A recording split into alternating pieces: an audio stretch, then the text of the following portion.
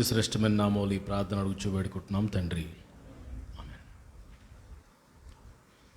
Okay, మీ అందరికీ ప్రభువైన యేసయ్య నామములో శుభములు. ఒకసారి రెండు చేతులు పైకెత్తి హల్లెలూయా చెబుదాం గట్టిగా, హల్లెలూయా. మరి మరొకసారి ఇక బైబిల్ క్లాసెస్కి చివరి సెషన్లోనికి దేవుడు మనల్ని నడిపించినందుకు నేను దేవుడిని స్తుతిస్తున్నాను. మరి గత 4 దినాలుగా అనేక విషయాలు మనం వింటూ వచ్చాం. దేవుడు ఈ సంగతులు వినటానికి దేవుడు మీ అందరికీ మీకు ఇచ్చాడు ఈ కృప. చాలామంది పోగొట్టుకున్నారు, చాలామంది రాలేకపోయారు. మొత్తానికి వచ్చిన మీ అందరూ ధన్యులు అని నేను దేవుని స్తుతిస్తున్నాను. మరి ఇంట్రడక్షన్ టు బైబిల్, ఈ క్రిస్టియన్ చర్చ్ హిస్టరీ, మరలా రెవల్యూషన్ గురించి తప్పుడు మాట్లాడాడు. ఇప్పుడు ఈ సమయంలో డిసైపుల్షిప్ రాసుకోండి, డిసైపుల్షిప్ అని రాసుకోండి. శిష్యత్వము డిసైపుల్షిప్. ఈరోజు మనం డిసైపుల్షిప్ గురించి, శిష్యుల గురించి, శిష్యత్వం గురించి మనం నేర్చుకుంటాం. ప్రియులరా, ఈ డిసైపుల్షిప్ అనేది 2 రకాలుగా ఉంటుంది. ఒకటి లోక సంబంధమైన వరల్డ్లీ డిసైపుల్, జనరల్ డిసైపుల్. రెండోది biblical disciple, Bible disciple, Bible చెప్తున్న శిష్యుడు. పిల్లరా, మరి లోక సంబంధమైన ప్రపంచంలో ఉన్న శిష్యుడు, చాలాసార్లు కొన్నిసార్లు అంటుంటాం కదండి, ఈయన నా శిష్యుడు అంటుంటాం. సాధారణంగా మనం ఈ లోకంలో చూస్తే గురువుగారు శిష్యుడిని చాలా తక్కువగా చూస్తుంటారు. ఇక్కడ మన ఊరిలోని అక్కడక్కడ ఊరే గిరే పోరా, అల్లది పట్టిరారా, చాక్లెట్ పట్టరా, చాలా చీప్గా చూస్తుంటాం. లోక సంబంధమైన డిసైపుల్షిప్ గురించి నేను మాట్లాడట్లేదు, బట్ బిబిలికల్ డిసైపుల్ గురించి, వాక్యానుసారమైన శిష్యుల గురించి నేను మీతో కొన్ని నిమిషాలు మాట్లాడతాను.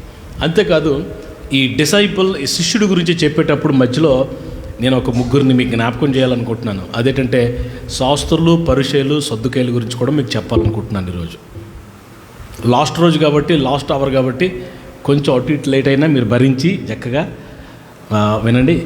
మీలో ఎవరైనా క్లాసులు మిస్ అయిపోయిన వాళ్ళంటే ఫేస్బుక్లో నా అడ్రస్లో, నా పేజీలో మొత్తం 4 రోజుల నుంచి ఉన్న అన్ని క్లాసెస్ కూడా రికార్డెడ్ అయిపోయి ఉన్నాయి, అందులో సేవ్ అయ్యి ఉన్నాయి. మీరు నా పేరు ఎలిషా ఆనంద్ సత్యాడు అని కొడితే మొత్తం క్లాసులన్నీ వస్తాయి. ఇయర్ ఫోన్స్ పెట్టుకొని అలా వింటూ ఉండండి. 1కి 10 సార్లు మీరు వినండి, చక్కగా అన్ని విషయాలు మీకు అర్థమవుతాయి. దేవుని చిత్తం అయితే మరి నెలకొకసారి ఇలాగ 1-2 రోజులు ఇలా క్లాసెస్ పెట్టాలని నాకు ఆశ ఉంది. దేవుని చిత్తం అయితే ప్రభు నడిపిస్తే చూద్దాం. మరలా సమ్మర్లో ఆ ప్రాంతంలో అందరికీ సెలవులు కాబట్టి కొంచెం ఇంకా భారీ ఎత్తులో ఇంకా అనేకులను పిలిచి మరి బైబిల్ క్లాసెస్ పెడితే బాగుంటుందని నాకు ఆశ వస్తుంది. ప్రభు దాన్ని దీవించునుగాక. ఆమేన్. ఒకసారి మత్తయి సువార్త 28వ అధ్యాయము, మత్తయి సువార్త 28వ అధ్యాయము 18-19 వచనం గట్టి చదవండి.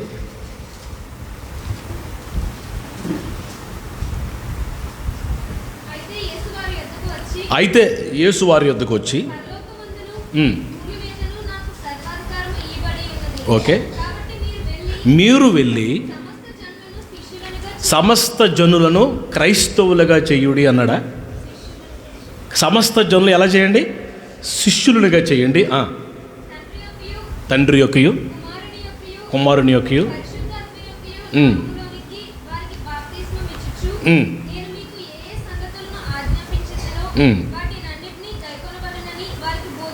ప్రభు శిష్యులతో ఇది చివరి కమాండ్మెంట్ అంట. యేసు ప్రభు ఇచ్చిన చివరి ఆజ్ఞ. తన శిష్యులను పిలిచి ఒక మాట, మీరు సర్వలోకానికి, సర్వ సృష్టికి సువార్త ప్రకటించి ఎలా చేయమన్నాడు? మనుషుల్ని శిష్యులుగా, డిసైపుల్స్గా చేయమన్నాడు. కాబట్టి శిష్యులుగా మార్చాల్సిన బాధ్యత ప్రతి క్రైస్తవుడికి ఉంది.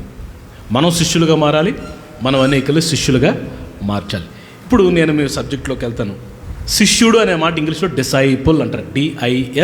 DISCIPLE, disciple. DIS రాసుకోండి, DISCIPLE, డిసైపుల్.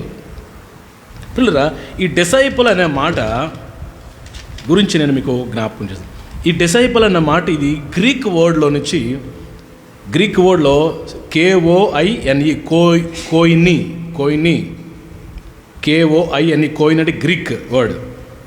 ఆ మాట నుంచి ఇంగ్లీష్లోకి డిసైపుల్ అన్న మాట వచ్చింది. దాని అర్థం ఏంటంటే, డిసైపుల్ అన్న మాట గ్రీక్ వర్డ్ కోయిని యొక్క అర్థం ఏంటంటే one who engages in learning through instruction from his rabbi. అంటే రాసుకోండి ఇంగ్లీష్లో, one who engages in learning through instruction from his teacher or rabbi. Okay, అంటే మరి జూయిష్ కల్చర్లో, యోధా మతంలో మరి ఆత్మ సంబంధమైన ఈ మతపరమైన గురువుల్ని రబ్బీస్ అంటారు. RABBI రబ్బీస్ అంటారు. రబ్బీస్ దగ్గర నేర్చుకుంటారు అనమాట. ఉదాహరణకి ఇప్పుడు పౌలు గారు చెప్తాడు కదా, నేను గమలీయేలు పాదాల దగ్గర నేర్చుకున్నాను. గమలీయేలు అనే ఆయన రబ్బీ, మత సంబంధమైన బోధకుల వారు. సరే, డిసైపుల్ అంటే కోయిన్ అనే గ్రీక్ వర్డ్ నుంచి వచ్చింది. దాని అర్థం ఏంటంటే ఒక వ్యక్తి రబ్బీ దగ్గర కూర్చుని రబ్బీ చెప్పే మాటలు నేర్చుకోవడంలో ఇన్వాల్వ్ అవడం అన్నమాట. దాన్ని ఏమంటారు ఇన్వాల్వ్ ఇంగ్లీష్లో? లీనం కాదు, నువ్వు మరీని రబ్బీ గారు చెప్తున్న మాటలు వింటూ కాలక్షేపం చేయడం మాట. ఇంకా మరొక పని లేదు వాడికి, మరొక డ్యూటీ లేదన్నమాట. ఇది డిసైపుల్ అంటే. ఓకే, ఈ డిసైపుల్ అన్నమాట లాటిన్లో ఈ వర్డు డిసైపులస్ అని, DICIPULUS డిసైపులస్ అంటే లెర్నర్ అని అర్థం అన్నమాట. లెర్నర్ అని ఇంగ్లీష్ రాసుకుని, లెర్నర్ అంటే నేర్చుకునేవాడు ఆర్ స్టూడెంట్, నేర్చుకునేవాడు. మీరు కన్ఫ్యూజ్ అవ్వకండి, డిసైపుల్ అపోస్తులు రెండు ఒకటి కాదు. డిసైపుల్ వేరు, అపోస్తులుడు వేరు. మొదట శిష్యుడిగా మారిన తర్వాత అపోస్తులుడిగా అభిషేకం పొందుతారు. అది దేవుని ఆత్మచేత, పరిశుద్ధాత్మ చేత నింపబడి పంపబడిన. అపోస్తులుడు అంటే పంపబడినవాడు అని అర్థం. శిష్యుడు మరి నేర్చుకుంటూ ఉండాలి అని మరి మనం చూస్తున్నాం. ఈ సమయంలో ఓల్డ్ టెస్టిమెంట్లో శిష్యులు ఉన్నారు, న్యూ టెస్టిమెంట్లో కూడా శిష్యులు ఉన్నారు. ఓల్డ్ టెస్టిమెంట్లో శిష్యులు మోషే, ఆయన శిష్యుడు ఎవరు? యెహోషువ. ఏలియాకి శిష్యుడు ఎవరు? ఎలీషాకి గెహాజీ అని ఒక ఆయన ఉన్నాడు, ఆడు మట్టుకొట్టుకుపోడు అనుకోండి. ఇంకా మనం చూస్తే ప్రవక్తల శిష్యులు అని మాట చూడండి, 2వ రాజుల గ్రంథంలో మాట ఉంటుంది, ప్రవక్తల శిష్యులు.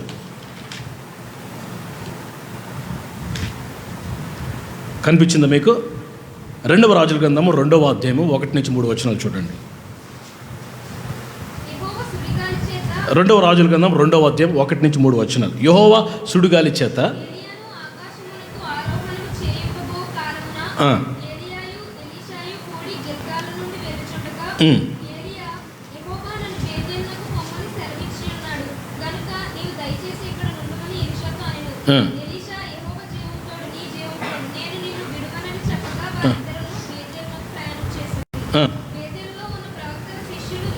బేతేలులో ఉన్న ప్రవక్తల శిష్యులు అనే మాట అండర్లైన్ చేసుకోండి మీరు. బేతేలు అనే ఒక ప్రాంతం ఉంది. అక్కడ స్కూల్, ప్రొఫెటిక్ డిసైపుల్ స్కూల్ అనే ఒక స్కూల్స్ ఉండేవి. ఆ దినాల్లో ప్రవక్తల శిష్యుల పాఠశాలలు ఉండేవి. శిష్యుల్ని తయారు చేసేవారు, ప్రవక్తల్ని సిద్ధపరిచేవారు. ఇది పాత నిబంధనలో ప్రొఫెటిక్ స్కూల్స్, అది డిసైపుల్స్ స్కూల్స్ మాట, శిష్యుల పాఠశాల. క్రొత్త నిబంధనలకు వచ్చేసరికి యేసు ప్రభు ఆధ్వర్యంలో యోహానికి శిష్యులు ఉండేవారు, బాప్తిస్మ యోహానికి కూడా శిష్యులు ఉండేవారు. ఎగ్జాంపుల్ చూడండి, యోహాను, ఆయన శిష్యుడైన యోహాను అని ఆయన ఒక ఆయన ఉన్నాడు, యేసు ప్రభుకి ప్రియమైన శిష్యుడు. ఆయన యేసు ప్రభుకి శిష్యుడు అవ్వకముందు యోహాను శిష్యుడు. ఆయన ఎప్పుడైతే యోహాను తల నరికేశారో అప్పుడు ఆ యోహాన్ అనే శిష్యుడు, బాప్తిస్మ యోహాను చనిపోయిన తర్వాత యేసు ప్రభు దగ్గరికి వస్తాడు, ఆయన శిష్యుడిగా మార్చబడతాడు. క్రొత్త నిబంధనలో శిష్యరకం వేరు, పాత నిబంధనలో శిష్యరకం వేరు. నేను క్రొత్త నిబంధనలో శిష్యుడు ఎలా ఉండాలి అనే విషయాలను మీకు చెప్పకముందు మధ్యలో 3 విషయాలు మీకు చెప్పాలనుకుంటున్నాను.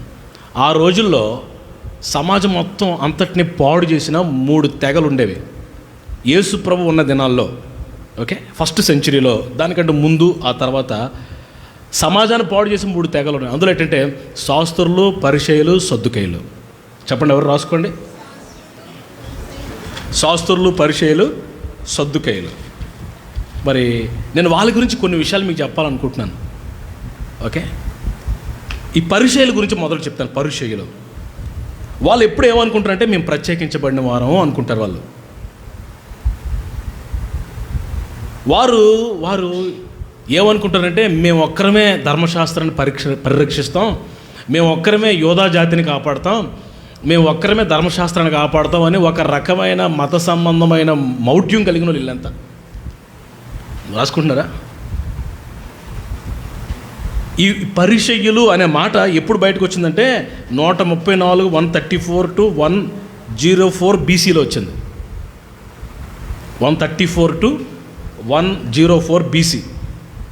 మీకు చెప్పాను కదా, యేసుప్రభు పుట్టకముందు ఒక 100 సంవత్సరాలకి, ఆ తర్వాత ఆ దినాల్లో వీరు చాలా భయంకరంగా ఇజ్రాయేలీల్ని, యూదుల్ని పట్టుకొని పీడించిన ఒక నల్లుల్లాగా దేవుని ప్రజలను పీడించి భయంకరంగా పాడు చేస్తున్న ఆ సమయంలో యేసుప్రభు వారు శిష్యులను ఏర్పాటు చేసుకొని రిప్రజెంటేటివ్స్ ఎలా ఉండాలి, దేవుని శిష్యులు ఎలా ఉండాలి, ప్రజలు ఎలా ప్రేమించాలి, వారికి ఎలా సువార్త, ఇవన్నీ శిష్యులకు యేసుప్రభు వారు నేర్పించారు.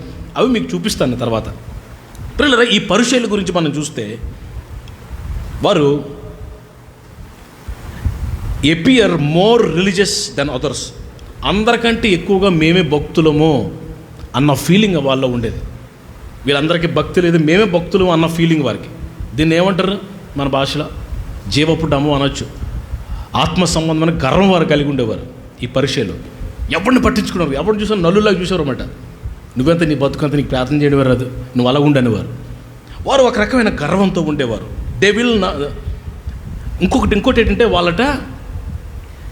వారు షాపింగ్ చేసేటప్పుడు కూరగాయలు కానీ లేకపోతే డ్రింక్స్ కానీ ఫుడ్ కానీ కొనుక్కున్నప్పుడు సిన్నర్స్ దగ్గర కొనేవారు కాదంట, పాపులు అనేవారు. కొంతమందిని పాపులుగా వేరు చేసి వారి దగ్గర కొనేవారు కాదంటండి. అంతే కదా, వారు ceremonial clothes they wear always. వాళ్ళట ఎప్పుడు బయటకు వచ్చిన వారు ఒక రకమైన అంగీలు వేసుకునేవారట. అంగీలు ఒక రకమైన సెరిమోనియల్ క్లాత్స్ అంటారు దాన్ని, రాసుకోండి. సెరిమోనియల్ క్లాత్స్ ఒక రకమైన అంగీలు, నిలువుటంగీలు వేసుకొని తిరుగుతూ ఉండేవారట ఊరి మీద ఈ పరిసయ్యులు.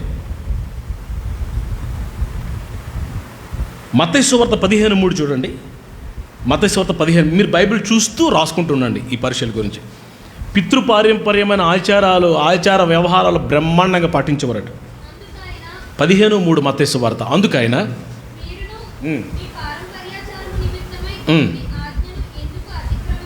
పితృపారంపర్యమైన ఆచారాలు భయంకరంగా పాటించేవారంటండి. మంచి చెడ్డ, లేకపోతే దినాలు, గడియలు, అవర్సు, ఇవన్నీ భయంకరంగా చూసేవారట. అంటే ఒక విధంగా మనం చూసుకుంటే ఈ రోజుల్లో పండితులు ఉన్నారు చూసారా, బ్రాహ్మణ్, ఆ టైప్ మటాల్లో వీళ్ళు. అంతేకాదు, వీళ్ళు attitude of pride in observation, attitude భయంకరంగా చూపించేవారండి. యాటిట్యూడ్ అని తెలుసు కదండి, ఒక రకమైన గర్వాన్ని చూపించేవారు, అతిశయాన్ని చూపించేవారు వాళ్ళు. మనుషులు ఎలా తయారంటే ఇక దేవుడి దగ్గరికి వెళ్ళడానికి చిరాకు వచ్చేసింది మనుషులకి. టెంపుల్ దగ్గరికి వెళ్ళలేకపోతున్నారు వీళ్ళని బట్టి. బలి అర్పణలు చేయటం లేదు. వీళ్ళు చూసి ఇంకా భక్తి ఎలాగే ఉంటుందేమో, దేవుడు ఎలాంటి వాడేమో, మందిరం ఎలాంటిదేమో అని దూరమైపోయి, దేవునికి దూరమైపోయి బలి మానేసి, ప్రార్థనలు మానేసి, అన్ని మానేస్తే ఆ సమయంలోనే పిల్లరా మరి యేసు ప్రభువు ఈ లోకానికి రావడం జరిగింది. Praise the Lord. పిల్లరా, మరి వీరి గురించి మనం కొన్ని విషయాలు దేవుని వాక్యాలు మీకు జ్ఞాపకం చేస్తాను. అపోస్తల కార్యములను 26:5 చూడండి. 26:5 నిష్ట కలిగిన వారని అక్కడ ఉంటుంది. 26:5 అపోస్తల కార్యం. స్పీడ్గా ఎవరు తీసిన చదవండి నాన్న. వారు మొదటి నుండి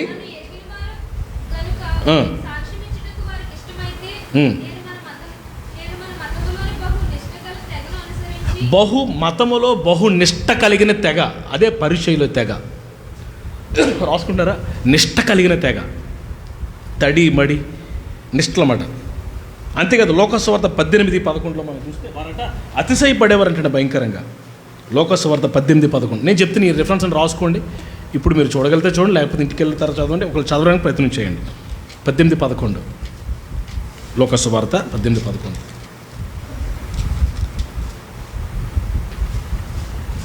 అసలు తీస్తున్నారండి. ఒక పరిచయుడు నిలబడి దేవా, మీ అందరికి తెలుసు పరిచయుడు సుంకరి తెలుసు కదా, ప్రార్థన చేస్తున్నాడు. పరిచయుడు ఎలా ప్రార్థన చేస్తున్నాడు? దేవా ఏం చేస్తున్నాడు? నేను చోరు అంటే దొంగలు,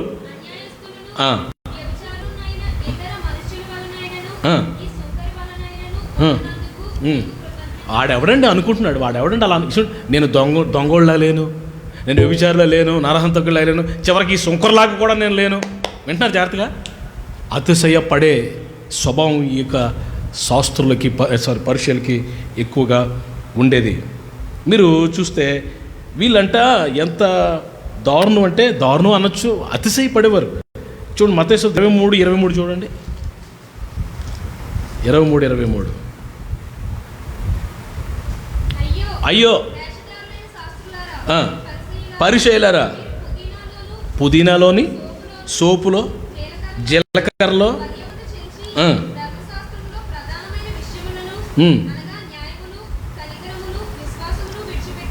అందులైన మార్గదర్శకులారా,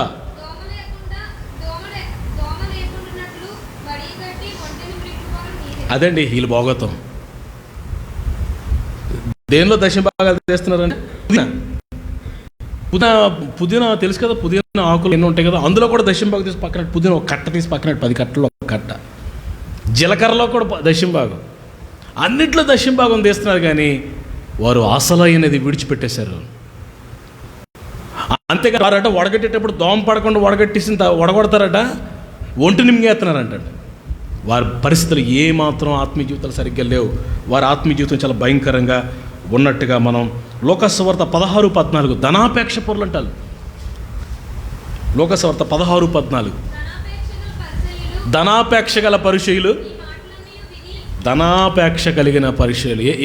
ఏటి ఉందండి వాళ్ళకి? ధనాపేక్ష. ఓకే, అందరు నా వైపు చూడండి.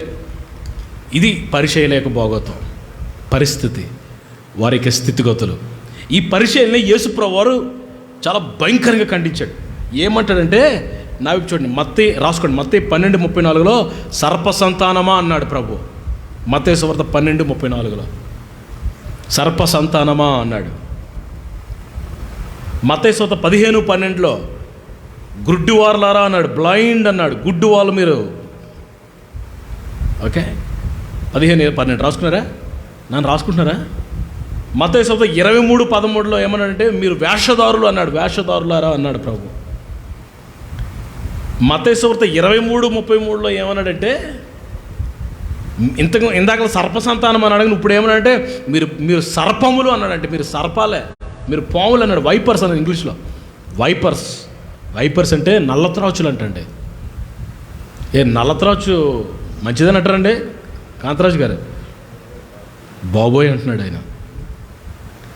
ఈ పరిచయులట నల్లత్రాచుల్లాగా ఉండేవారటండి, భయంకరంగా మరి ప్రవర్తించేవారు. ప్రభు ఇంకేమంటున్నాడు వాళ్ళని? యోహాను సువార్త 8:44 ఏమంటున్నాడంటే, మీరంతా అపవాది సంబంధులు అన్నాడు. అపవాది సంబంధులు, అపవాది పిల్లలు అన్నాడు. సాతానుగడి పిల్లలు అంటే వీళ్ళంతా. ఇదండి పరిచయులు. యేసు ప్రభు దినాల్లో ఈ పరిచయులు చెలరేకపోతూ ఉండేవారు. ఆ తర్వాత నేను సద్దుకాయల కోసం మీకు చెప్తాను. సద్దుకాయల గురించి మరి వీరు అసలు ఎలాంటి వారంటే పునరుద్ధానం లేదనేవారటండి. మత్తయి సువార్త 22:23 చూడండి. మత్తయి సువార్త 22:23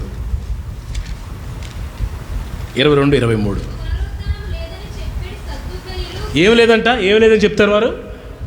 పునరుద్ధానం లేదు అని చెప్తారంటండి. ఏం పునరుద్ధానం ఉందా లేదా మాట్లాడలేదు మీరు? ఇప్పుడే తమ్ముడు క్లాసులో మనం విన్నాం కదా, పునరుద్ధానం ఉంది, యేసు ప్రభు వస్తున్నాడు రెండోసారి, సమాధులు తెరవబడతాయి. ఓకే, పరిశుద్ధులు ప్రభునందు మృతునందు పరిశుద్ధులు లెగుస్తారు, మహిమ శరీరాలు కలిగి ఉంటారు. మహిమ శరీరాలు సమాధుల నుంచి లెగుస్తాయి. యేసు ప్రభు వారు ఆత్మలు వెంట పెట్టుకుని వస్తాడు.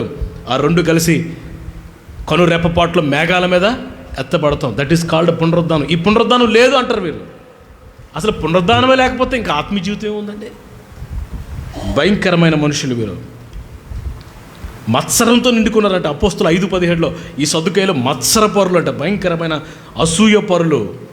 వీళ్ళు ఎప్పుడు యేసుప్రభు వారిని టెస్ట్ చేసేవారు, ఎప్పుడు యేసుప్రభు వారిని ప్రశ్నలు అడిగేవారు. మీరు రాసుకుని మత్తయి 16:1, మత్తయి 16:1 ఎప్పుడు యేసుప్రభు వారిని పరీక్షించేవారు, రకరకాల మాటలు మాట్లాడి యేసయ్యని శోధించుతూ ఉండేవారు ఈ సద్దుకయ్యులు. ఇదొక తెగ.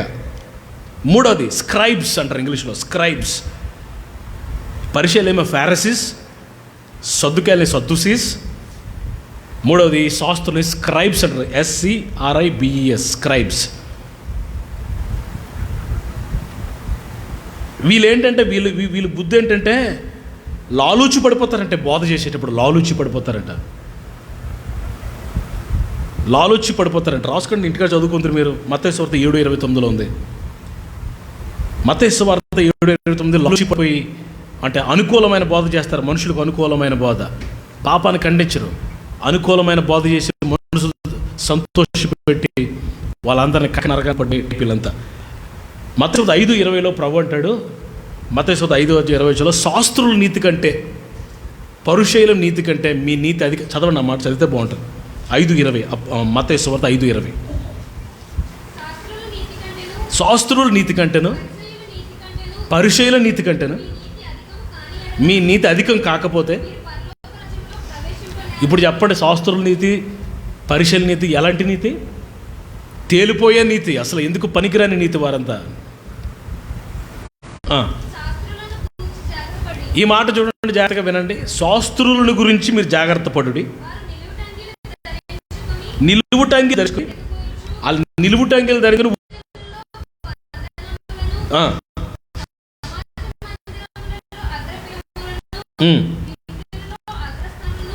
ఎలాంటి వాళ్ళకి శాస్త్రులు సంత విధులు ఏం కోరుకుంటారంట?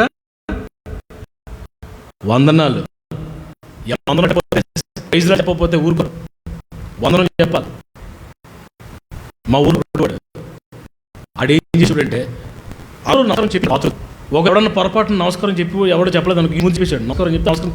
అప్పుడు ఆడు చెప్పి అప్పుడు నమస్తే ఒక రకమైన పిచ్చి ఏపిచ్చేది నమస్కారాలు పిచ్చి. విందుల్లో అగ్ర కొట్టారంట, సవిధుల్లో వందలు కొట్టుకుంటారు. ఇంకేం చేస్తున్నారు?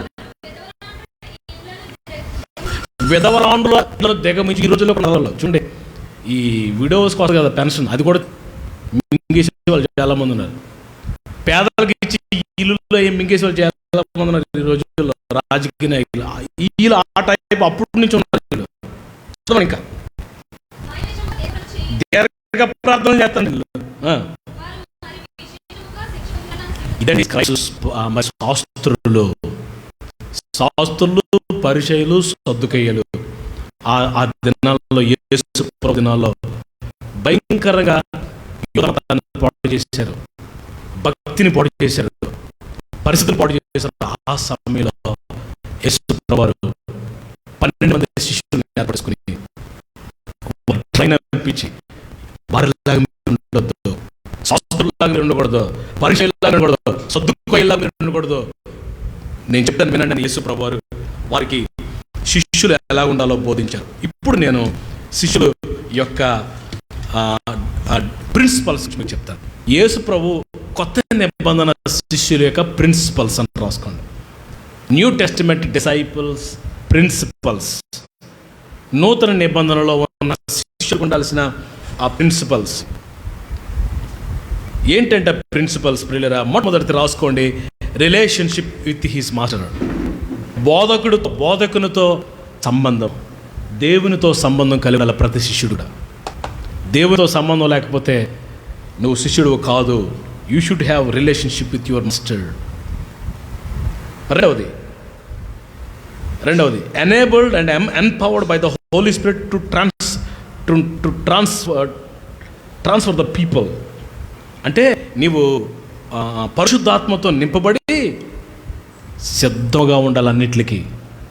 చూడండి, తిమోతిలు రాయబడిన మొదటి పత్రిక అనుకోండి, ఒక మాట చూడండి ఒకసారి.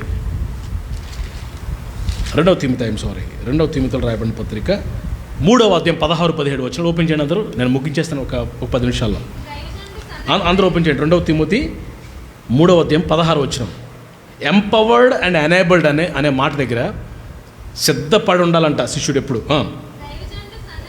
దైవజనుడు సన్నద్ధుడై ప్రతి సత్కార్యమునకు పూర్ణముగా సిద్ధపడి ఉండునట్లు ఉపదేశించుటకు, ఖండించుటకు, తప్పుదిద్దుటకు. దైవజనుడు సన్నద్ధుడై అనే మాట అండర్లైన్ చేసుకోండి. సన్నద్ధుడై అనే మాట. ఇంకా అదే మాటలో సిద్ధపడి ఉండునట్లు అనే మాట కూడా అండర్లైన్ చేసుకోండి. సన్నద్ధుడుగా ఉండాలా, సిద్ధంగా ఉండాలా. అది సెకండ్ ప్రిన్సిపల్. ఫస్ట్ ప్రిన్సిపల్ ఏం చెప్పాను?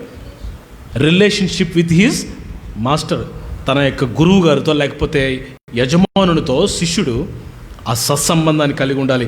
రెండవది మరి సన్నద్ధుడై సిద్ధపడి ఉండాలి అన్నిటికీ. మూడవది ప్రతి శిష్యుడు కూడా grounded with the word of God. దేవుని వాక్యము చేత నడిపించబడాలి శిష్యుడు. దేవుని వాక్యం చేత నడిపించబడాలి. దేని చేత? దేవుని వాక్యము చేత నడిపించబడాలి. చూడండి, యోహాను సువార్త 8:31 చదవండి ఈ మాట. యోహాను 8:31. 8:31. యేసు అందరూ తీసారా? యేసు తనను నమ్మిన యూదులతో ఏందులో నిలిచి ఉండాలంట? Grounded in the word of God. దేవుని వాక్యం ముందు మీరు నిలిచిన వారైతే, ఇప్పుడు నా వైపు చూడండి, నిజముగా శిష్యులై ఉండాలంటే దేనిలో నిలిచి ఉండాలా? Grounded in the word of God. అన్నాను ఇంగ్లీష్లో, grounded in the word of God. వాక్యంలో ఏముండాలా? నిలిచి ఉండాలి. దేవుని శిష్యుడు, క్రొత్త నిబంధన శిష్యుడు వాక్యానుసరమైన జీవితాన్ని జీవించాలి. చాలా ప్రాముఖ్యమైనది. మూడవది, నాలుగోదా? ఓకే, నాలుగు ఏంటంటే నౌరిష్ ఇన్ కమ్యూనిటీ అంటే సమాజం పట్ల ఒక రకమైన బాధ్యత కలిగిన వ్యక్తి అయి ఉండాలి శిష్యుడు.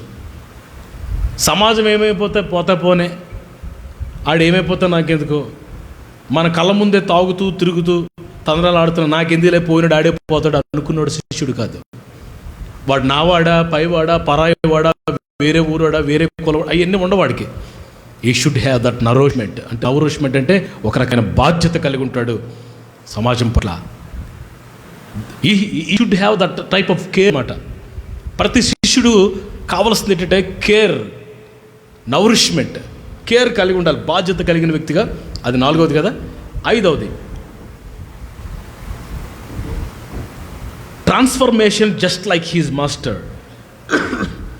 తన గురువు గారి యొక్క శిష్యుడు తన యజమానుడు లేకపోతే గురువు గారి యొక్క జీవిత విధానాలు, ఆయన యొక్క ప్రిన్సిపల్స్ను తప్పనిసరిగా ఆయన కలిగి ఉండి చూపించాలి అందరికి.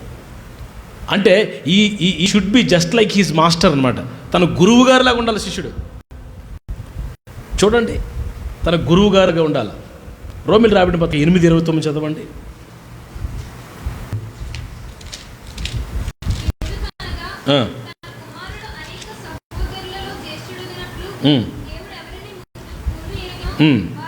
వారు ఆ మాట అంటారు, వారు తన కుమారునితో సారూప్యము గలవారొగుటకు. చదువునా చదువునా ప్రియులరా, కుమారుని యొక్క స్వారూప్యము కలిగి ఉండాలి. శిష్యులతో ప్రభు చెప్తున్నాడు, మీరు ఎలాంటి స్వభావం కలిగి ఉండాలంటే నేను ఎలా ఉన్నానో మీరు అలాగే ఉండాలి. Every disciple should be like his master. తన గురువు గారు, తన మరి నాయకుడు, యజమానుడు లాగా ఉండాలి. అందుకే అపోస్తలుడైన పౌలు కొరింథీయులకు రాయబడిన మొదటి పత్రికలో ఒక మాట అంటాడు, మనందరికీ తెలుసు, ఒకసారి చూడండి.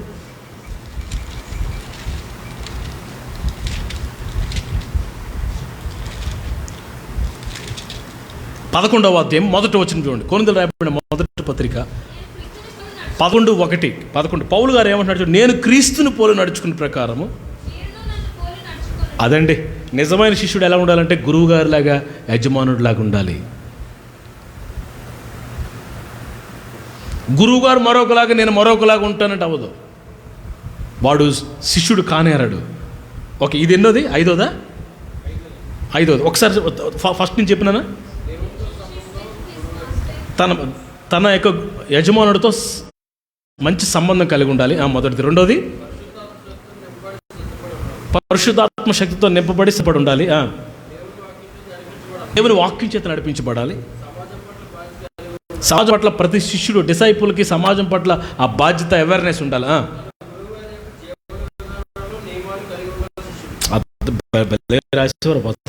తెలుగులో తన గురువుగా యొక్క జీవన విధానాలు, నియమాలు కలిగి ఉండాలి శిష్యుడు. ఇది ఎన్నది? 5వ అయిపోయిందా? 6వది, every disciple should produce the spiritual fruits. ఆత్మ సంబంధమైన ఫలాలే తప్ప, ఆత్మ సంబంధమైన వాక్యానుసారమైన ఫలాలే శిష్యుడిలోంచి బయటికి రావాలి తప్ప, శరీర సంబంధమైన ఫలాలు బయటికి రాకూడదు. ఆర్నర్ ఫ్రెష్ బయటికి రాకూడదు. స్పిరిచువల్ ఫ్రూట్స్ బయటికి రావాలి.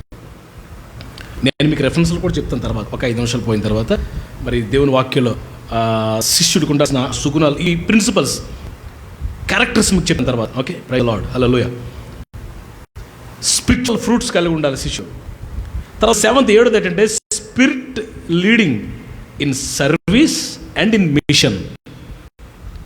చేస్తున్న ప్రతి సేవలో, ప్రతి పనిలో దేవుని ఆత్మ నడిపింపు ఉండాలి డిసైపుల్కి.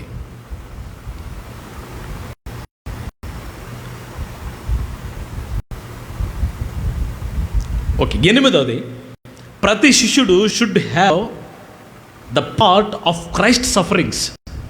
యేసు ప్రభు కలిగి ఉన్న, యేసు ప్రభు భరించిన ఆ యొక్క సఫరింగ్ ఏమంటారు, ఆ శ్రమల్లో ప్రతి శిష్యుడు పాలు పంపులు పొందాల్సిందే.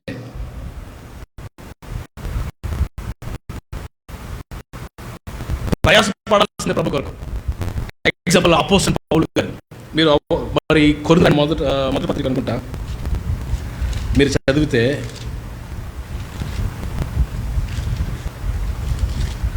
ఒక మాట మీకు చూపిస్తాను చూడండి. 2వ పత్రిక, కొరింథీయులకు రాయబడిన 2వ పత్రిక 11వ అధ్యాయము మీరు రాసుకోండి. 11వ అధ్యాయము 23 నుంచి 33 వరకు. కొరింథీయులకు రాయబడిన 2వ పత్రిక 11వ అధ్యాయము 23 నుంచి 33 వరకు అపోస్తలుడైన పౌలు పడిన శ్రమల గురించి అక్కడ రాయబడి ఉంటుంది. ఎందుకంటే శోధించబడిన తర్వాత మనం ఎలా మారుతాం? సువర్ణంగా మారుతాం. ఓకే, తర్వాత నెక్స్ట్ది, every disciple must count the cost. Cost అంటే ప్రతి దానికి విలువ కట్టాలి శిష్యుడు. ప్రతి వ్యక్తికి విలువ ఇవ్వాలి. ప్రతి సందర్భానికి తేలిగ్గా మాట్లాడకూడదు. దేన్ని తేలిగ్గా తీసుకోకూడదు శిష్యుడు. నిజమైన శిష్యుడు దేన్ని క్యాజువల్గా తీసుకోకూడదు. He should give count to the cost. రాసుకున్నారా? ఓకే, తర్వాత disciple is a life of long journey. ఈ శిష్యు అనేవాడు మరి ఉన్నంత వరకు శిష్యుడిలాగే ఉండాలి. అది తెలుగులో, ఉన్నంత వరకు శిష్యుడిలాగే ఉండాలి. ఆ శిష్యుని యొక్క స్వభావం, శిష్యుని యొక్క క్యారెక్టర్స్ మరి కలిగి దేవుని సంకల్పాన్ని నెరవేర్చేవాడుగా ఉండాలా. తర్వాత ఫెయిత్ఫుల్నెస్, ఇది చాలా ఇంపార్టెంట్. శిష్యుడికి కావాల్సింది ప్రిన్సిపల్స్లో నమ్మకత్వము. నమ్మకత్వము 2వ పత్రిక 2వ అందులో ఈ వాక్యాన్ని మీరు వర్డ్స్ మీకు చూపిస్తారు. 2వ పత్రిక 2వ అధ్యాయము 2వ వచనం చూడండి. నువ్వు అనేక సాక్షుల ఎదుట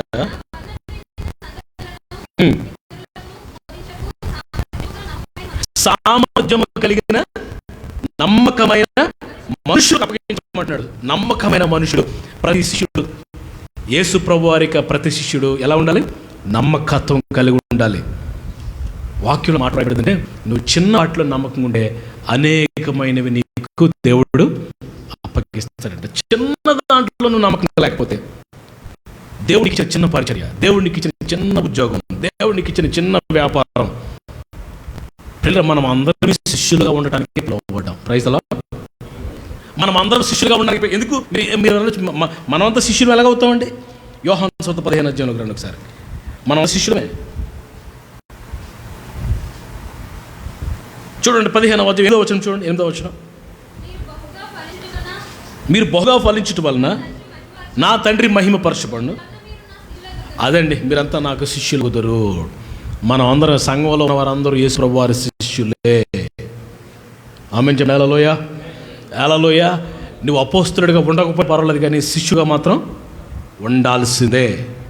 you must be like a disciple, that's it. నువ్వు అపోస్తలుడిగా మారాలి, దేవుని ఏర్పాటు. ముందు శిష్యుడిగా ఉండాలి. మనం ప్రభు పాదాల దగ్గర కూర్చోవాలి.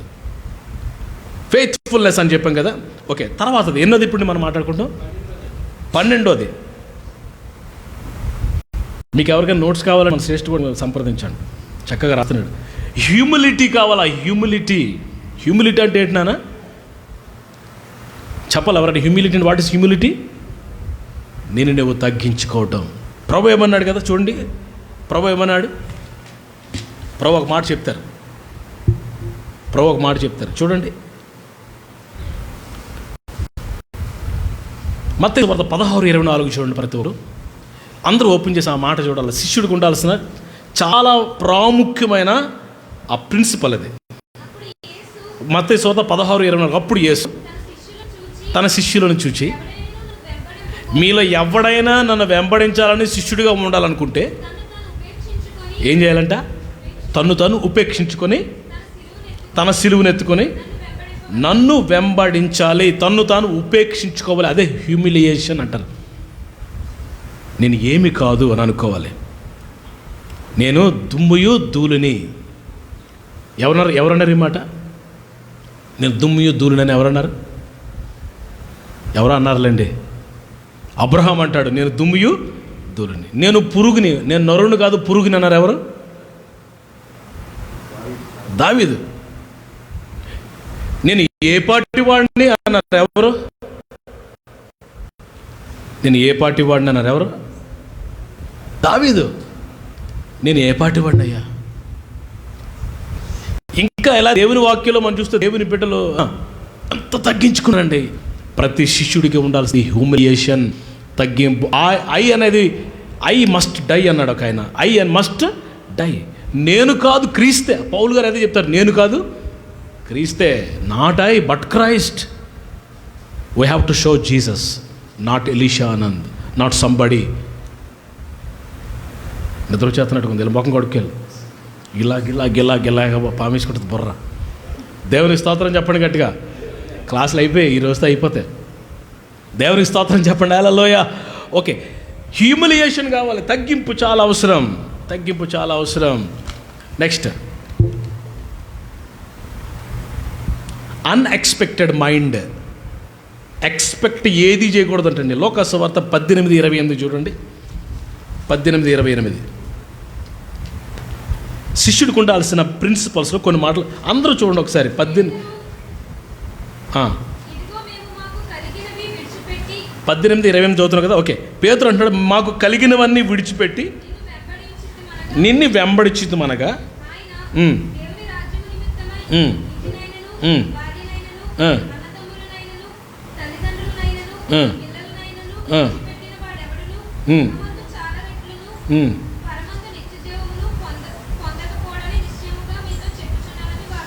Praise the lord. ఇక్కడ ఏమంటున్నాడండి? ఏమంటున్నాడు పేతురు? మాకు కలిగినవన్నీ విడిచిపెట్టేసాం. We have left everything. అయితే ఇప్పుడు ఏంటట? యేసు ప్రభు దగ్గరకు వచ్చి అంటున్నాడు, మేము అన్నీ వదిలేస్తాం, మాకు ఏం దొరుకుతుంది? Expecting mind. అప్పుడు ప్రభు ఏమారండి?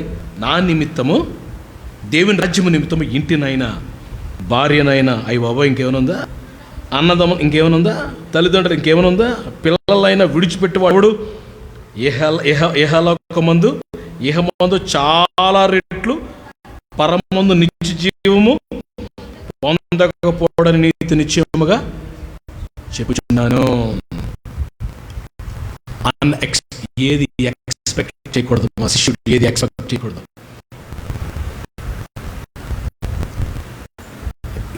రెండు రోజుల క్రితం క్రోనిబాబు మోనస్టరీ మాట చెప్పాడు. మోనస్టరీస్ అంటే మగ సన్యాసులు, నన్స్ అంటే ఆడ సన్యాసు. వారు సమస్తాన్ని విడిచిపెట్టి, example mother Teresa, European country నుంచి అన్ని విడిచిపెట్టి ఏమీ లేనిదానిగా మరి మన కలకత్తా మరి రాష్ట్రానికి వచ్చి, మన దేశానికి వచ్చి, పిల్లలు ఏమి ఎక్స్పెక్ట్ చేయకూడదు. శిష్యుడికి ఇది చాలా ప్రాముఖ్యమైన క్వాలిటీ. ఏమైనా దొరుకునా అన్నట్టుగా ఉండకూడదు. దేవుడు నా ప్రతి అవసరత తీరుస్తాడు. మన ప్రతి అవసరత ఎవరు తీరుస్తారు? దేవుడు తీరుస్తాడు. యెహోవా ఈరే దేవుడు, మన దేవుడు. ఆమె శిష్యులుగా మనం దేవుని వైపు చూడటం నేర్చుకోవాలి. దేవుని వైపు చూడటం నేర్చుకోవాలి. ఇంకొక చెప్పరా మీకు, ఎవరైనా ఏమని ఇస్తాడా, ఆడి తప్పకుండా ఇస్తాడు అని ఆడి వైపు చూస్తే ఇలాంటి ఆడెవడు. నువ్వు ఎవరి కోసం ఎదురు, వాడు ఇవ్వడు. నువ్వు ఎక్కడైతే అన్ఎక్స్పెక్టెడ్ ఎక్స్పెక్ట్ చేయ, అక్కడి నుంచి దేవుడు నీ కోసం, నా కోసం పంపిస్తాడు. Praise the Lord. ఇది ఒకటి. చివరిది ఒకటి ఉంది, అసలైంది ప్రిన్సిపల్ అనుకోండి. Never left. ఎప్పుడూ యజమానుని విడిచిపెట్టకుండా చివరి వరకు, చివరి వరకు, ప్రాణం పోయేటంత వరకు గురువు గారిని, యజమానుని వెంబడిస్తాడు శిష్యుడు, నిజమైన శిష్యుడు. యోహాను 6:68 ఆ రెఫరెన్స్ రాసుకోండి. ఓకే. తర్వాత ఇంకొకటి ఉంది, ఇంకొక రెండు నేను మర్చిపోయాను. కనెక్టింగ్ విత్ పీపుల్ అంట. Disciple should having connection with people. ప్రతిసారి కనెక్ట్ అయిపోతుండాలి అందరితోని, అందరితో కనెక్ట్ అయిపోవాలి. రకరకాల మనుషులు ఉంటారు సమాజంలో, వారందరితో కనెక్ట్ అయిపోవాలి. మనం అందరిలో ఒకటిగా ఉండాలి, కనెక్ట్ అయిపోవాలి. తర్వాత సర్వింగ్ మోటో ఉండాలంట శిష్యుడికి. సర్వింగ్ మోటో అంటే ఏంటి? సేవ దృక్పథం. ఇవన్నీ డిసైపుల్ యొక్క ప్రిన్సిపల్స్. ఒక శిష్యుడు కలిగి ఉండాల్సిన ప్రిన్సిపల్స్. ఓకే. ఇప్పుడు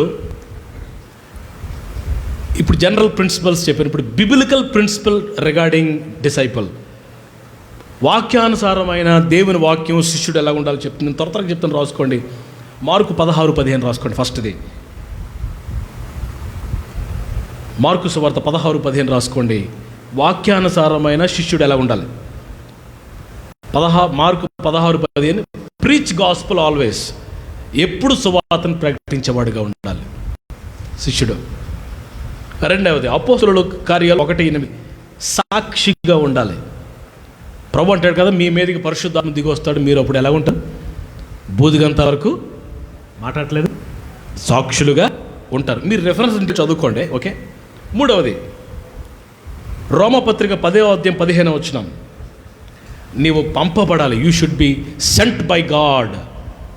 దేవుని చేత, దేవుని అభిషేకం చేత నువ్వు పంపబడిన వాడిగా ఉండాలి బయటికి. అది 3. ఫోర్త్ది రాసుకుంటున్నారా? యోహాను సువార్త 1:43. Follow Jesus. యేసయ్యను వెంబడించాలి. Follow Jesus. 5వది యోహాను సువార్త 15:15. వదిలే తర్వాత యోహాను సువార్త 15:15. ఫలించాలి, ఫలము నిలిచి ఉండాలి. Be fruitful and remain in fruit. ఫలము ఫలించాలి, ఫలములో నిలిచి ఉండాలి. రక్షింపబడాలి, రక్షణలో నిలిచి ఉండాలి. సీజన్ బట్టి మారిపోకూడదు, మనం ఫలిస్తూనే ఉండాలి. ఓకే. అది ఎన్నది? 5వదా? 6వది ఎఫెసీ పత్రిక 4:15. అన్యజనుల వల్లే ఉండకూడదు మనం. Point very important. అన్ని జనుల వల్లే మనం ఉండకూడదు. మన బుద్ధి కానీ, మన స్వభావం కానీ, మన క్యారెక్టర్ కానీ అన్ని జనుల వల్లే ఉండకూడదు. దేవుని బిడ్డల్లాగా బ్రతకాలి. 6వది మత్తయి సువార్త 4:18. Leave everything and follow Jesus. లోకం మీద కానీ, ఆస్తుల మీద కానీ, అంతస్తుల మీద కానీ ఆశ ఉండకూడదు శిష్యుడికి. ఏదో సంపాదించాలన్న ఆశ యావ మనకు ఉండకూడదు. దేవుడే ఇస్తాడు. ఏది ఎప్పుడు కావాలో దేవుడే ఇస్తాడు. ఆశ అంతా యేసయ్య మీద ఉండాలి, యజమానుడి మీద ఉండాలి. 6వది 7వది 8వ ఓకే. తీతు పత్రిక 2వ అధ్యాయం 5వ వచనం. తీతు పత్రిక 2వ అధ్యాయం 5వ వచనం. టీచింగ్ క్యాపబిలిటీ కలిగి ఉండాలి. టీచింగ్ క్యాపబిలిటీ, గుడ్ థింగ్స్, మంచి విషయాలు బోధించే సామర్థ్యం.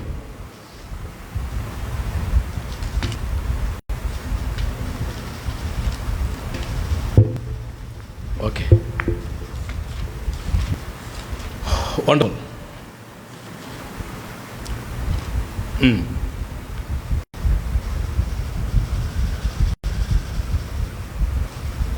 యోహాను సువార్త 14:15 రాసుకోండి. ఒబీడియన్స్ కావాలి శిష్యుడికి. ఒబీడియన్స్, అల్టిమేట్ ఒబీడియన్స్ కావాలంటే అల్టిమేట్ ఒబీడియన్స్ అని రాసుకోండి. ప్రతి శిష్యుడు యజమానుడికి అల్టిమేట్ 100% ఒబీడియన్స్ చూపించాలి.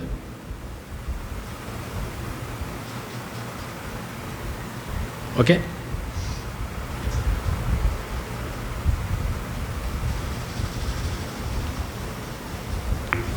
ఓకే. ఇప్పుడు చివరిలో నేను బిబ్లికల్ డిసైపుల్స్ గురించి మీతో మాట్లాడుతున్నాను కాబట్టి, యేసుప్రభుకి శిష్యులు ఎంతమంది చెప్పాలి? ఎంతమంది? 12 మంది. ఓకే, 12 మంది అయినా ఎంతకుముందు ఇంకా ఎవరైనా ఉన్నారా? ఒరిజినల్గా యేసుప్రభు శిష్యులు ఎంతమంది? స్టార్టింగ్లో 70 మంది. ఎక్కడుందన్నమాట? లోకసువార్త 10వ అధ్యాయం 1-2 వచనాలు చూడండి. లోకసువార్త 10వ అధ్యాయం 1-2 వచనాలు.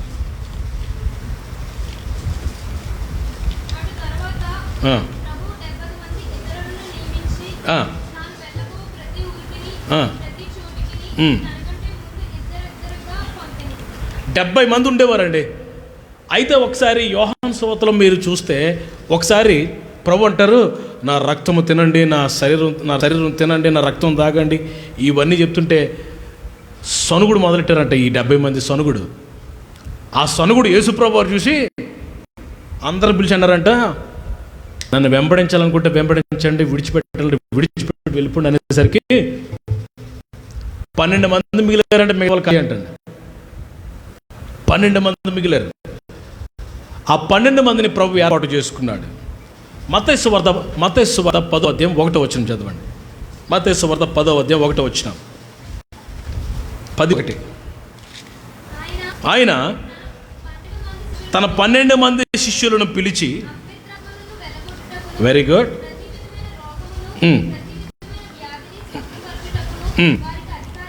వారికి ఏమి ఇచ్చాడు? అధికారం ఇచ్చాడు. శిష్యుడికి అధికారం ఇస్తాడు. మనం నిజమైన శిష్యులు అయితే ఇందాల ప్రిన్సిపల్స్ అవన్నీ మనం ఫాలో అవ్వగలిగితే, అవి ఫాలో అవ్వడానికి దేవుడు మనకు కృప గ్రహించగలిగితే, ఆ పొందుకుంటే మనం శిష్యులుగా మారుతాం. అప్పుడు దేవుడు మనకి అధికారం ఇస్తాడు. ఓకే, ఇప్పుడు 12 మంది శిష్యులు ఎలా ప్రభు కొరకు మరణించారనే మాటలు చాలా క్లుప్తంగా చెప్తాను. ఈ 12 మంది ఎలా యేసు ప్రభు కొరకు జీవించారు, మరణించారు. పేతురు ఈ రిక్వెస్టెడ్ క్రూసిఫైడ్ అప్సైడ్ డౌన్ అట. పేతురుని గట్టిగా పట్టుకొని, నేను సిలువేసేస్తున్నావు, నువ్వు ఇంకా వాక్యం చెప్పడం మానటం లేదు, ప్రకటించడం మాటలు, సిలువేసేస్తున్నావు అంటే అన్నాడంట. సిలువేస్తే వేసేయండి, కానీ యేసు ప్రభువులాగా నన్ను సిలువేయకండి, నన్ను తలకిందరగా సిలువేయండి అన్నాడంట. సిలువ వేయబడ్డాడు, కానీ ఎలా వేయబడ్డాడు? తలకిందులుగా సిలువ వేయబడ్డాడు పేతురు గారు. ఏమి సమర్పణ అండి! దీనికి చిన్న స్టోరీ ఉంది. ఆ స్టోరీ ఏంటంటే, జోసఫస్ అనే ఒక చరిత్రకారుడు, జోసఫస్ చెప్పండి ఎవరండి? జోసఫస్ అనే మాట మీరు తెలుసుకోవడం చాలా అవసరం. ఎందుకంటే యేసు ప్రభు దినాల్లో ఈ జోసఫస్ అనే ఆయన చరిత్ర హిస్టోరియన్. ఆయన ఆ దినాల్లో ఒక ఆర్మీ ఆఫీసర్, కమాండర్. ఆయన యూదుడు, జూయిష్ పర్సన్. ఆ దినాల్లో జరిగిన సంఘటనలన్నీ పూసగుచ్చినట్లు రాసి, అవి ఆ పుస్తక చుట్లన్నీ ఒక దగ్గర భద్రపరిచి చచ్చిపోయాడు ఆయన. ఆ తర్వాత చరిత్రకారులకి జోసఫస్ అనే ఆయన రాసిన అవన్నీ వాటిని బట్టి ఆ దినాల్లో హిస్టరీ ఎలాగుందో కనిపెట్టి ఆ దినాల్లో ఉన్నవన్నీ గమనించారు మన వాళ్ళు. జోసఫస్ అనే చరిత్రకారుడు చాలా విషయాలు రాశాడు. పిల్లరా, పేతురు గారిని ఎలా సిలువేశారు? తలకిందులుగా సిలువేశారు. రాసుకోండి, అప్సైడ్ డౌన్గా క్రూసిఫై చేశారు. రెండో ఆంధ్రయ పిల్లరా, గ్రీస్ అనే దేశంలో ఒక చెట్టుకేసి మేకులతో కొట్టేశారట ఆయన, ఆండ్రూస్ని చెట్టుకేసి మేకులతో కొట్టేసి 2 రోజులు వేలాడదీశారటండి. 2 రోజులు చంపకుండా వదిలేశారట ఆయన. ఎంత దారుణం అండి! ఆ 2 రోజులు ఆ చెట్టుకి వేలాడదీస్తే అలాగా హింసపడి బాధపడి అలా తన ప్రాణాన్ని ప్రభు కొరకు విడిచిపెట్టిన ఆంద్రియా హతసాక్షి అయిపోయాడు ప్రభు కొరకు. జాన్ బిలౌడ్ అంటే యేసు ప్రభు ప్రేమించిన శిష్యుడు జాన్, ఆయన పద్మాసు ద్వీపంలో, తమ్ముడు చెప్పాడు కదా, పద్మాసు అనే ద్వీపంలో, ఈ పద్మాసు అనే ద్వీపం గురించి మనం తెలుసుకోవాలి. ఈ పద్మాసు అనే ద్వీపం ఎక్కడుందంటే యూరోప్ ఖండంలో సైబీరియా అనే దేశం ఒకటి ఉంది. ఆ సైబీరియా అనే ప్రాంతంలో, ఆ దేశానికి దగ్గరలో ఒక ఐలాండ్ ఉంటాయి. ఆ ఐలాండ్లో ఒక ఐలాండ్ అంటే ఏమంటే తెలుగులో నాన్న, ద్వీపకల్పమా, ద్వీపం చుట్టూ వాటర్ ఉంది, మళ్ళీ ఆ ల్యాండ్ ఉంటుంది అన్నమాట, ద్వీపము పద్మాస్. ఇప్పుడు అండమాన్ నికోబార్ దీవులు తెలుసా మీకు? అండమాన్ నికోబార్ దీవులు తెలుసు కదా. అసలు మన స్వతంత్రం రాకముందు అండమాన్ నికోబార్ దీవులు దేనికి వాడేవారు అండి? జైలు ఉంది అక్కడ. అండమాన్ నికోబార్ దీవుల్లో జైలు ఉంది. దాని పేరు ఏం పేరు? జైలు పేరు? ఆ జైలు ఎలా ఉంటుందో తెలుసండి? ఇలా ఉంటుందంటండి. 5 అంటే 1 2 3 4 5 ఉంటాయంట ఆ జైలు. పిల్లరా, మన దేశంలో ఉన్న భయంకరమైన నరహంతకులు, టెర్రరిస్టులు, నక్సలైట్లు, భయంకరమైన గజ దొంగలు వీళ్ళందరూ పట్టుకొని ఆ షిప్ మీద పంపించేసి అండమాన్ దీవుల్లో వాళ్ళని వదిలేసేవారటండి. అక్కడ ఆహారం లేదు, ఏమి లేదు, చీకటి కొట్లు, భయంకరంగా కుళ్ళు చచ్చిపోయారు. అలాంటి అండమాన్ నికోబార్ లాంటి దీవి పద్మాసు ద్వీపంలోకి భక్తుడైన యోహాన్ గారిని పంపించి, దానికి ముందంట భక్తుడైన ఈ యోహాన్ గారిని అంట సల్ల మరుగుతున్న నూనెలో వేసారటండి, చంపేద్దామని. నూనెలో ఇలా వేయగానంట ఎక్కడి నుంచి వచ్చిందంట వర్షం, భయంకర వర్షం పడి ఆ నూనె అంతా చల్లారిపోయిందంటండి. ఈయనగంట కనీసం ఒక్క చిన్నది కూడా కాలేదంటండి. శద్రక మేషక అబేద్నెగోలను దేవుడు కాపాడాడో, ఈయన అలా కాపాడితే ఆ రాజుకి బుర్ర పాడైపోయి, ఈయన నేను చంపాలనుకున్నాను కానీ చంపలేకపోయాను, ఈయన పంపించేస్తే పద్మాసు ద్వీపంలోకి పంపించేస్తే, పద్మాసు ద్వీపంలో భక్తుడైన యోహాన్ గారు ప్రభువుని చూసి యోహాన్ గ్రంథాన్ని ప్రకటన గ్రంథాన్ని రాశాడు పద్మాసు ద్వీపంలో. ఓకే, అది జాన్. అయితే ఈయన మరణం ఎలాగంటే సహజ సిద్ధమైన మరణాన్ని పొందేటండి. పీస్ఫుల్గా పద్మాసు ద్వీపంలో మరి హతసాక్షి అవ్వలేదు కానీ ఆయన చనిపోయినట్టుగా చరిత్రకారులు చెప్తున్నారు. తర్వాత యాకోబు, జేమ్స్ అంటారు, ఇది జాన్స్ బ్రదర్. ఇప్పుడు ఇంతకుముందు మనం మాట్లాడుకుందాం ఆ యోహాన్ గారి యొక్క సహోదరుడి పేరు జేమ్స్, యాకోబు అంటారు. ఈ యాకోబు గురించి ఎలా చంపబడ్డా బైబిల్ రాయబడింది. అపోస్తలుల కార్యం 12వ అధ్యాయం 1-2 వచనాల్లో రాయబడి ఉంటుంది. ఎలా చంపారు చూడరా ఒకసారి, తీర్చాలి స్పీడ్గా. యోహాన్ అపోస్తలుల కార్యాలు 12:1-2.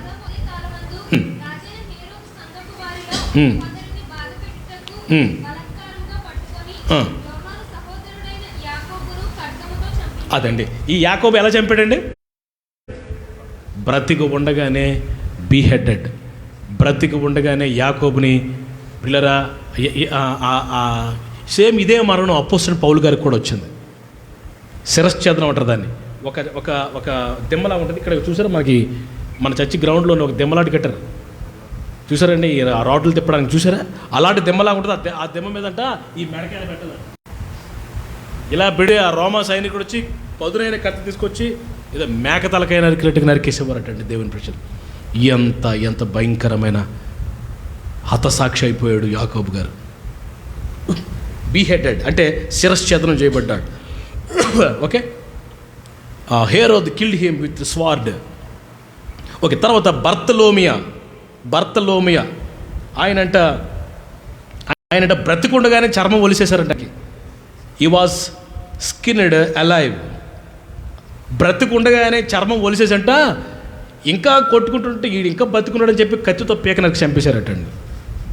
బర్తలోమయి అనండి. ఈ బర్తలోమయి ఎవరు అనుకున్నారు?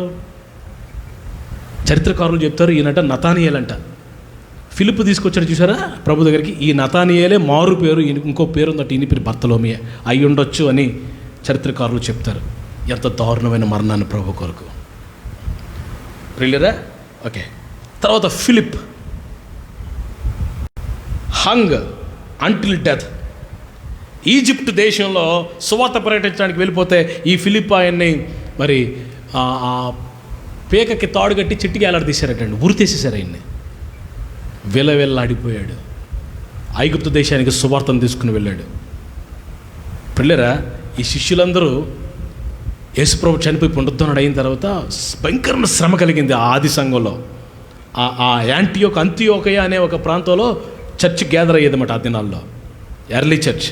అక్కడ భయంకరమైన హింస, హేరోదుని ప్రేరేపించి హేరోదు లేచి అందరినీ దొరుకునుండల్లా సిలివేసి చంపేస్తే చెట్టుకొకడు పుట్టకొకడు పారిపోయారంటండి. ఆ టైంలోనే శిష్యులు ప్రపంచమంతా చల్లా చెదిరైపోయారు.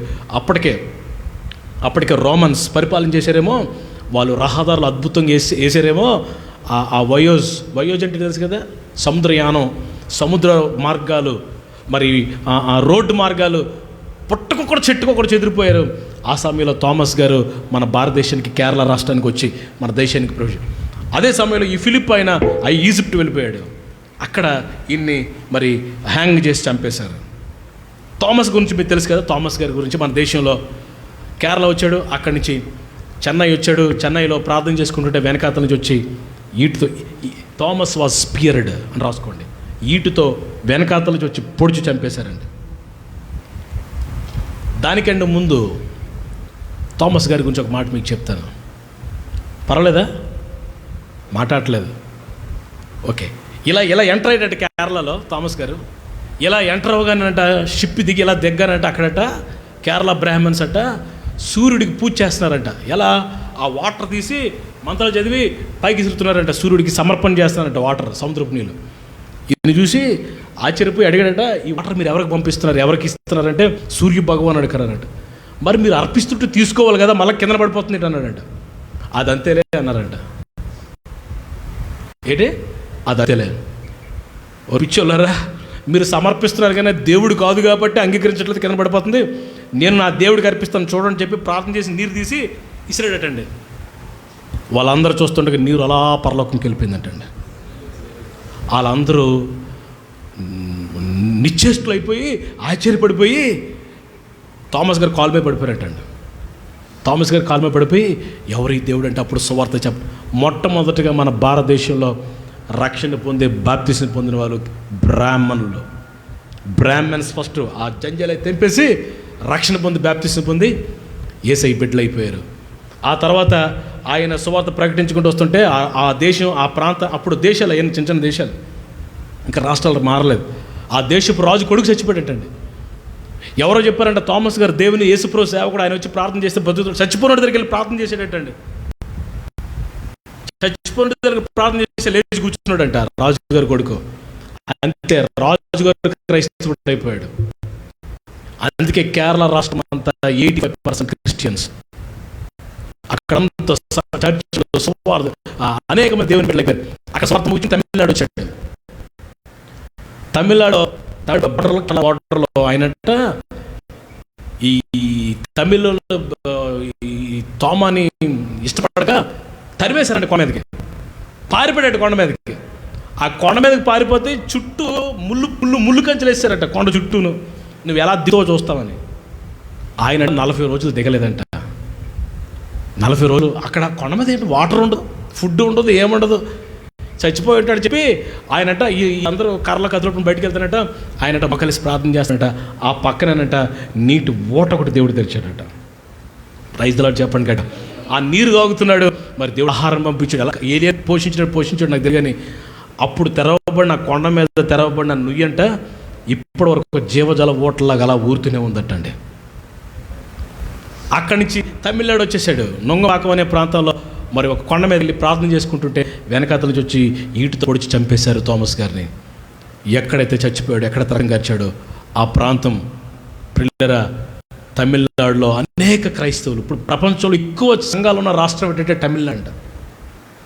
తమిళనాడు నుంచి గొప్ప దైవజనులు వచ్చారు, గొప్ప గొప్ప మిషనరీస్ వచ్చారు ప్రపంచానికి. అలా మన థామస్ గారు ప్రభు కొరకు ఈటుతో పొడబడి చంపబడ్డాడు. ఆ తర్వాత మత్తయి, మాథ్యూస్ ట్యాక్స్ కలెక్టర్ ఆయన ఆఫ్రికా దేశానికి వెళ్ళిపోయాడు. ఇథియోపియాకి వెళ్ళిపోయి అక్కడ ఏం చేశారు తెలుసు ప్రియులరా, ఆయనట అందరినీ సిలువుకేసి కొడతారు, చెట్లుకేసి కొడతారు, ఈయనట నేల వేసి భూమి మీద పడుకోబెట్టి ఈటితో గుచ్చి పొడి చేశారట. పడుకున్న ఈ మత్తయ్య గారట పొడుపులేనంట, ఎక్కడికక్కడ పొడిసి నేలకేసి గుచ్చి చంపారని రాశాడు చరిత్రకారుడు. ఎంత దారుణం అండి. ఆ తర్వాత శిరశ్ఛేదనం చేసేసారు ఆయన మత్తయ్య. తర్వాత యాకోబు, ఈయన ఇందాక చెప్పుకున్న యాకోబు కాదు, is not a brother of John, ఈయన వేరొక యాకోబు, ఈయన వేరొక యాకోబు, ఈ క్రూసిఫైడ్ అట్ ఈజిప్ట్. ఈయనకంట శరీరం అంతా కైమా కొట్టేశారట, మొక్కలు చేసేసారట యాకోబుకి.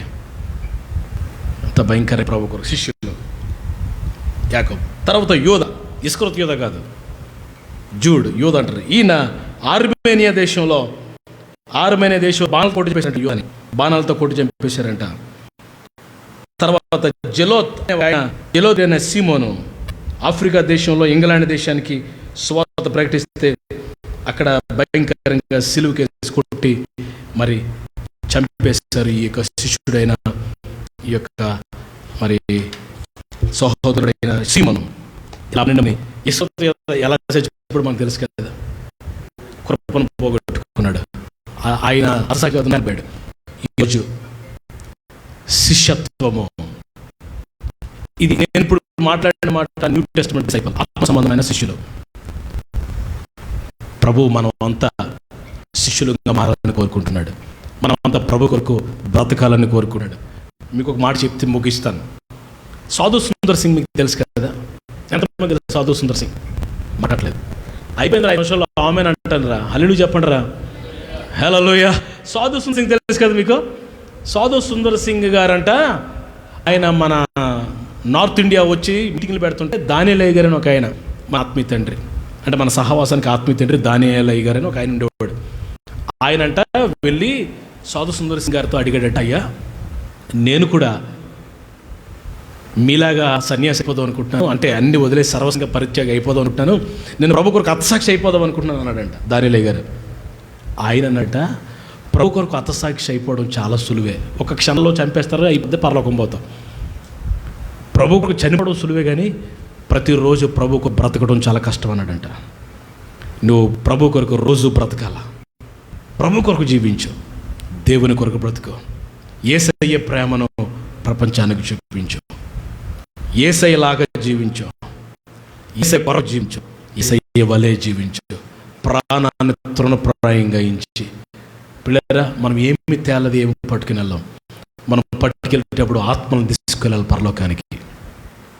కొన్ని ఆత్మలను ప్రభు కొరకు తీసుకువెళ్ళాలి. తమ్ముడు ఇందాక అద్భుతమైన మాట చెప్పాడు, పరలోకంలో 24 పెద్దలు ఎవరట? ఎవరు? 12 ఏమో ఇలా బొర్రవుతున్నారు ఏటిరా, 12 ట్రైబ్స్, ఇంకో 12 ఏమో డిసైపుల్, శిష్యుల పేర్లు, అపోస్తలులు. పరలోకంలో ఆ ఉన్నతమైన ఆ సింహాసనాలు దేవుడు వారి శిష్యులకి ఇచ్చాడు.